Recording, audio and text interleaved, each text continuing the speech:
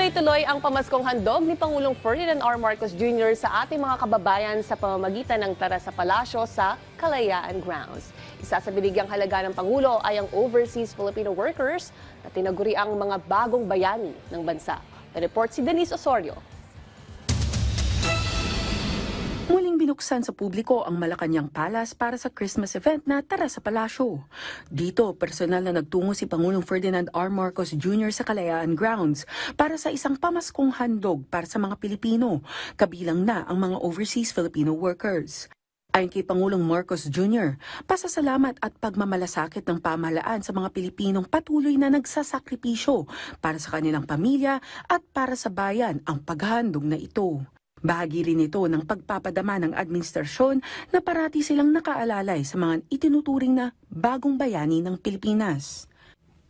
Kung sa bibigyan ng grade, nasa 10, masaya. Basta na-enjoy ako. Hindi lamang mga OFW ang nag-enjoy sa aktibidad, kundi pati mga kabataan at estudyanteng unang beses na nakapasok at nakaranas ng ganitong programa sa loob ng palasyo. Masasabi ko po is parang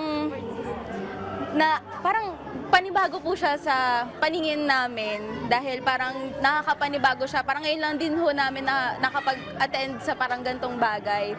And ayun po, nakakatuwa po na kahit papaano is meron po tayong way para maging masaya po ang Pasko namin. Para sa mga dumalo, ang Tara sa Palasyo ay hindi lamang simpleng pagbisita, kundi isang bihirang pagkakataong masilayan at maranasan ang Palasyo ng Pangulo, na bukas para sa publiko. Tuwing gabi, mula alas 6 hanggang alas 10 ng gabi, bukas ang Palace Grounds hanggang December 23 para sa makukulay na Christmas display at iba't ibang aktibidad para sa buong pamilya.